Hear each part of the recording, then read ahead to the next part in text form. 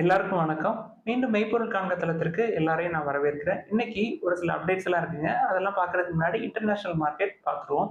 நேத்து Nasdaq, S&P 500, tau எல்லாமே இறங்கி இருந்ததுங்க. என்ன காரணம் அப்படின்னா, ஜெரோம் பவலோட FOMC மீட்டிங்ல ரேட் கட்ஸ் வந்து பாஸ் பண்றோம் அப்படின்னு சொல்லி அறிவிச்சுட்டாங்க. எந்த ரேஞ்சில வச்சிருக்காங்கன்னா 4.25ல இருந்து 4.5%ல rate interest rate borrowing rate வந்து வச்சிருக்காங்க.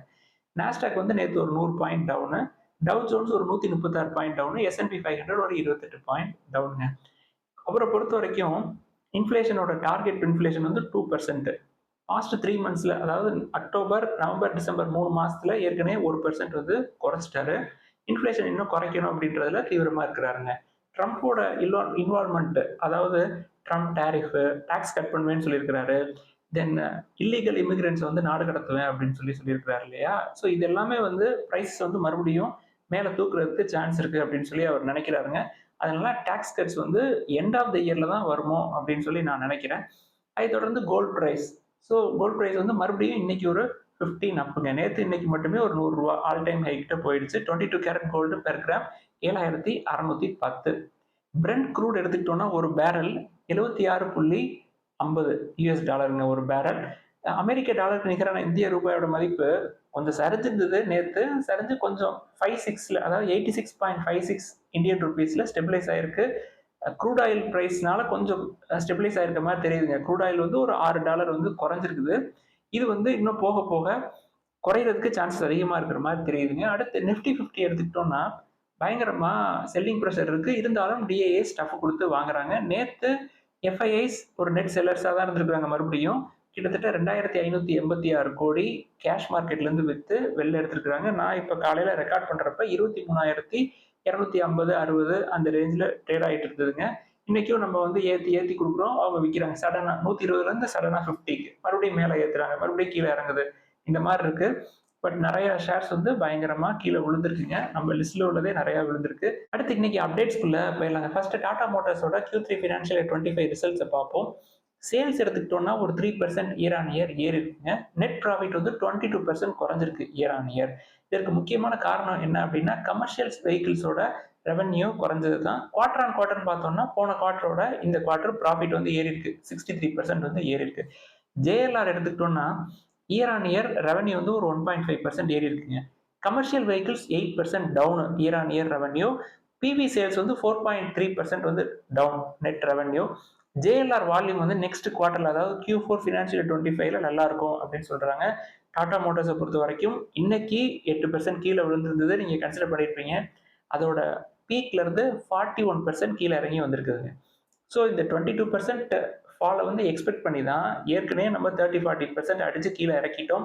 இனி ரொம்ப கீழே போறதுக்கு எனக்கு தெரிஞ்சு வாய்ப்பு இருக்கிற மாதிரி தெரியலங்க. ஸோ நிஃப்டி மறுபடியும் கீழே இறங்குனா அதை வந்து யோசிப்போம். நிஃப்டி ஒரு 1000 பாயிண்ட்ஸ் வரைக்கும், அதாவது 21,800 வரைக்கும் போறதுக்கு சான்ஸ் இருக்குன்னு நான் நம்புறேன் இப்போதைக்கு இருக்கிற நிலைமைக்கு.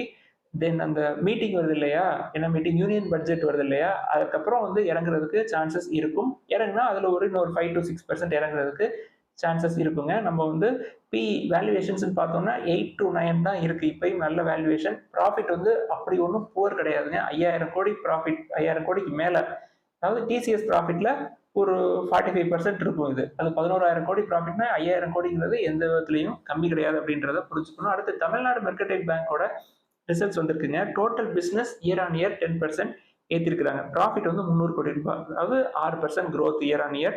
நெட் இன்ட்ரெஸ்ட் இன்கமும் ஒரு 6% வந்து ஏறி இருக்குது. நெட் என்பிஏவை குறைச்சிருக்காங்க. ஏற்கனவே அந்த பேங்க்ல என்பிஏ வந்து கம்மியாக தான் இருக்கும். ரொம்ப ஸ்ட்ராங்கான பேங்க், ஸ்ட்ராங்கான ஃபண்டமெண்டல்ஸ். ப்ரமோட்டர்ஸ்குள்ள இருக்கிற இஷ்யூஸ் தான் வந்து ஒரே ஒரு இஷ்யூ. மற்றபடி புக் வேல்யூ தொடர்ந்து ஏறிக்கிட்டே இருக்குங்க. இந்த குவார்டர் புக் வேல்யூ, இப்போ இருக்க புக் வேல்யூ ₹550. ஷேர் பிரைஸ் எவ்வளோன்னா 420.25ல இருக்கு. 0.75 இருக்கு பிரைஸ் டு புக். நல்ல வேல்யூவேஷன்ல இருக்கு. நீங்க வந்து 10 to 15 இயர்ஸ் வச்சுக்கணும். நான் வந்து என்னால ஒரே நாள்ல 10, 50, 100ன்னு வாங்க முடியாது. எனக்கு வந்து ஒரு மாசத்துக்கு 2 தான் வாங்க முடியும் அப்படின்னா நீங்க இன்னும் 2 வருஷத்துக்கு வாங்கலாம். அவ்வளவு ஸ்லோவா தான் வந்து இது மூவ் ஆகும். அந்த இஷ்யூ சால்வ் ஆனதுக்கு அப்புறம் தான் மூவ் ஆகும். பேங்க் வந்து அந்த ஸ்டேஜஸ்ல அது க்ரோ ஆகி இன்னொரு நெக்ஸ்ட் லெவலுக்கு போயிருக்குங்க. ஸோ ஸோ கன்சிடர் பண்றவங்க ரொம்ப ஸ்லோவா கன்சிடர் பண்ணணும். அடுத்து அடுத்து பாரதி ஏர்டெல்லும் பஜாஜ் ஃபினான்ஷியல் சர்வீசஸும் ஒரு பார்ட்னர்ஷிப் போட்டிருக்காங்க. என்னங்கிறத பார்ப்போம்.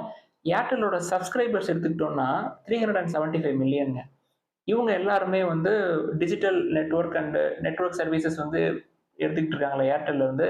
பஜாஜ் ஃபின்ஸ வந்து ஏர்டெல்ல கைக்குள்ள போட்டுக்கிட்டு, இதுல இருந்து ஒரு 200 மில்லியன் நான் ஓவர்லாப்பிங் யூசர்ஸை எடுத்து அவங்களுக்கு வந்து ஃபினான்ஷியல் ப்ராடக்ட்ஸை சப்ளை பண்றதுக்கு ஆஃபர் பண்றதுக்கு பிளான் பண்ணிட்டு இருக்காங்க. என்ன மாதிரியான லோனு, தென் இஎம்ஐ கார்ட்ஸ் இது எல்லாமே வந்து கொடுக்கறதுக்கு பஜாஜ் ஃபின்ஸை ஒரு திட்டம் போடுறாங்க. அதனால தான் இவங்க வந்து ஒரு ஸ்ட்ராட்டஜிக் பார்ட்னர்ஷிப் போட்டுக்கிறாங்க.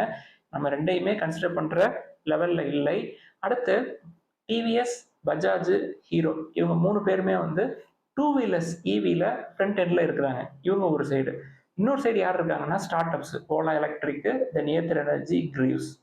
இவங்க 2 பேருக்கு நடுவுல இந்த பிக் பிளேயர்ஸ், இந்த ஸ்டார்ட் அப் இவங்க 2 பேருக்கு நடுவுல 2 ஜாப்பனீஸ் கம்பெனி ஹோண்டாவும் சுசுகியும் உள்ள வர்றாங்க. ஹோண்டா வந்து ஒரு 2 விஷயத்துல 2 மாடலை வந்து உள்ள கொண்டு வர்றாங்க. ஒன்று வந்து ஹோண்டா ஆக்டிவா இ, தென் QC1 அப்படின்னு சொல்லிட்டு. இதுல ஒன்று வந்து ஸ்வாப்பபிள் பேட்டரி.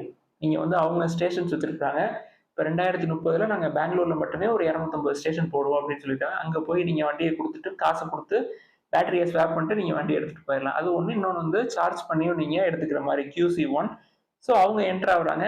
அதை தொடர்ந்து சுசுகி ஆக்சஸ் இருக்கு இல்லையா, அதை வந்து சுசுகி இஎக்ஸஸ் அப்படின்னு சொல்லிட்டு அவங்களும் இவி காம்படிஷனுக்குள்ள இவங்க 2 பேருக்குள்ள, அதாவது டிவிஎஸ், பஜாஜ், ஹீரோ, தென் ஓலா, ஏத்தர், கிரீவ்ஸ் இவங்க 2 பேருக்கு நடுவில் இவங்க நடுவில் நுழையிறாங்க. ஸோ ஒரு நல்ல காம்படிஷன், ஹெல்த்தியான காம்படிஷன் இருக்கும் அப்படின்னு நம்பலாம். அதை தொடர்ந்து ஹீரோ மோட்டர் கிராப் ஒரு அப்டேட் வந்திருக்குங்க. கிட்டத்தட்ட ஏப்ரல்லேருந்து டிசம்பர் வரைக்கும் Hero MotoCorp premium brands இருக்கு இல்லையா, அவங்க ப்ரீமியம் பிராண்ட்ஸ்க்காக ஹார்லி டேவிசனோட டைப் போட்டு ராஜஸ்தான்ல ஒரு பிளான்ல இருந்து அதை வெளில கொண்டு வர்றாங்க இல்லையா. அதுல 2 மாடல், அதாவது Harley Davidson X440, then Hero Maverick 440. இந்த 2 மாடல் வந்து 12,188 யூனிட் வித்திருக்கிறாங்க கடைசி 3 குவார்டர்ல, அதாவது ஏப்ரல்ல இருந்து டிசம்பர் வரைக்கும். இது வந்து ஒரு 77% ரைஸ் இந்த பிரீமியம் மாடல்ல. இது வந்து ஹீரோவுக்கு ஒரு குட் நியூஸ். அது போக ஹீரோ குரூப்பை பத்தி நம்ம ஏற்கனவே தனி வீடியோ போட்டிருந்தோம். அவங்க வந்து ஒரு ராக்மேன் அப்படின்னு சொல்லிட்டு ஸ்பேர் பார்ட்ஸ் கம்பெனி வச்சிருக்காங்க. தென் ஹீரோ மோட்டார் ஃபின்சர்வ் அப்படின்னு சொல்லிட்டு ஒரு ஃபினான்ஸ் கம்பெனி வச்சிருக்காங்க. ஹீரோ ஃபியூச்சர் எனர்ஜிஸ் ஒரு கம்பெனி வச்சிருக்காங்க. தென் ஹீரோ எலக்ட்ரானிக்ஸ் வச்சிருக்காங்க. ஹீரோ எலக்ட்ரானிக்ஸ்குள்ள டெசால்னு ஒரு செமிகண்டக்டர் கம்பெனி ஒன்று வச்சிருக்காங்க அப்படின்னு சொன்னோம்ல. ஹீரோ வயர்னு ஒன்று வச்சிருக்காங்க. இதுல ஏற்கனவே வந்து ஹீரோ ஃபின்சர்வ் வந்து ஐபிஓ வரப்போகுதுன்னு சொன்னோம் இல்லையா, அதே மாதிரி இப்போ hero future energies renewable energy ஆம், ஹீரோவோட ரினியூபிள் எனர்ஜி ஆம் ஐபிஓ போட போறாங்க. அந்த நியூஸ் நேற்று வந்திருந்ததுங்க. ஸோ நம்மளுக்கு ஏதாவது ஐபிஓ போடுறப்ப ஹீரோ போட்டுற ஷேர் ஹோல்டர்ஸ்க்கு ஏதாவது வாய்ப்புகள் கிடைக்குதா அப்படின்னு சொல்லி நம்ம பொறுத்திருந்து பார்ப்போம். அடுத்து டாடா ஸ்டீல்ல ஒரு டெவலப்மெண்ட்டுங்க. ஸோ ஆல்டர்னேட் எனர்ஜி அப்படின்னு போனோம்னா, இப்போ ஃபாசில் ஃபியூல்ஸ்க்கு ஆல்டர்னேட்டா ஒரு சைடு வந்து எலக்ட்ரிக் வெஹிக்கிள்ஸ் இருக்கு, இன்னொன்று வந்து ஹைட்ரஜன் பவர்டு வெஹிக்கிள்ஸ் இருக்கு இல்லையா. இந்த ஹைட்ரஜன் இன் கேசியஸ் ஃபார்மை டிரான்ஸ்போர்ட் பண்றதுக்காக ஸ்டீல் பைப்ஸை வந்து ரெடி பண்றாங்க. அந்த ஸ்டீல் பைப்ஸ் வந்து ஹையர் ப்ரெஷர்ல ஹைட்ரஜன் கேசஸ், ஹைட்ரஜன் இன் கேசியஸ் ஃபார்ம்ல கிட்டத்தட்ட 100 பார் வரைக்கும் ஹை ப்ரெஷர்ல அந்த கேஸ், ஹைட்ரஜன் கேஸை டிரான்ஸ்போர்ட் பண்றதுக்கான பைப்ஸை வந்து டெவலப் பண்றாங்க. டாடா ஸ்டீல் தான் வந்து first company to develop this products, that is transportation of high pressure hydrogen gas 100 பார்ல. இது வந்து நம்மளுக்கு நல்ல செய்தி. அடுத்து ஒரு சில கொஸ்டின்ஸ் எல்லாம் கேட்டிருக்காங்க, அதெல்லாம் நம்ம டிஸ்கஸ் பண்ணுவோங்க. ஃபர்ஸ்ட் சிப்லா பத்தி கேட்டிருக்காங்க. சிப்லா வந்து ரிசல்ட் சூப்பரா இருக்கு, நம்ம வந்து அதை கன்சிடர் பண்ணலாமா அப்படின்னு சொல்லி கேட்டிருக்காங்க. சிப்லாவோட பி பார்த்தீங்கன்னா 26ல இருக்குங்க. நம்ம ஏற்கனவே கன்சிடர் பண்ற லிஸ்ட்ல ஜைடஸ், டாக்டர் ரெட்டி, நாட்கோலாம் எடுத்துக்கிட்டோம்னா நாட்கோ 11 தான் இருக்கு, டாக்டர் ரெட்டி 20 இருக்கு, தென் ஜைடஸ் 22 இருக்கு. இது 3 விட கொஞ்சம் அதிகமா இருக்குங்க, 26 இருக்கு. ஸோ கன்சிடர் பண்றதுக்கு சிப்லாவோட சீப்பான ஸ்டாக்ஸ், நல்ல ஸ்டாக்ஸ் இருக்கு. இதுல 2 ஜைடஸ், டாக்டர் ரெட்டி ரெண்டுமே லார்ஜ் கேப், தென் நாட்கோ வந்து மிட் கேப், சிப்லா வந்து லார்ஜ் கேப். நம்ம சிப்லா வந்து நான் வாங்கின ரேஞ்ச் வந்து 950ங்க, இப்போ வந்து 1400க்கு மேல இருக்கு. பட் இப்போதைக்கு நம்ம கொஞ்சம் வெயிட் பண்ணலாம் அப்படின்னு நினைக்கிறேன். சீப்பா இருக்கிறது ரேட், நல்ல வேல்யூவேஷன்ல இருக்கு, growth ப்ராஸ்பெக்ட்ஸ் இருக்கு, தென் மேனேஜ்மெண்ட்டும் நல்லா இருக்கிற மாதிரி இந்த 3 கம்பெனி இருக்கிறப்ப சிப்லாக்குள்ள இப்போதைக்கு உள்ள போகணும் அப்படின்னு அவசியம் இல்லை. நீங்க வந்து கொஞ்சம் பார்த்துக்கோங்க. அடுத்து ஸ்பந்தனா ஸ்பூர்த்தி பத்தி ஒரு சந்தேகம் கேட்டிருக்காங்க. என்கிட்ட இருக்கு 460லயோ 50லயோ, நான் வந்து ஹோல்ட் பண்றதா, செல் பண்றதா, பை பண்றதா அப்படின்னு சொல்லி கேட்டிருக்காங்க. தயவு செய்து லாஸ்ல விற்காதீங்க. புதுசா என்டர் ஆகணும்னா வெயிட் பண்ணுங்க. இருக்கிறத விற்காம ஹோல்ட் பண்ணிக்கங்க. என்னை பொறுத்த வரைக்கும் ரொம்ப ரிஸ்க். நிறைய நல்ல வேல்யூவேஷன்ஸ்ல இருக்கு நல்ல நல்ல ஸ்டாக்ஸ். இந்த லாஸ் மேக்கிங் கம்பெனிக்குள்ள இப்போ போகணும்னு அவசியம் இல்லை. இருந்தது அப்படின்னா லாஸ்ல விற்க வேணாம். அடுத்து IIFL ஃபினான்ஸ் பத்தி கேட்டிருக்காங்க. இதுல எடுத்துக்கிட்டோம்னா price to book, then PE எல்லாமே நல்லா இருக்கு, இதை வந்து கன்சிடர் பண்ணலாம் அப்படின்னு சொல்லி கேட்டிருக்காங்க.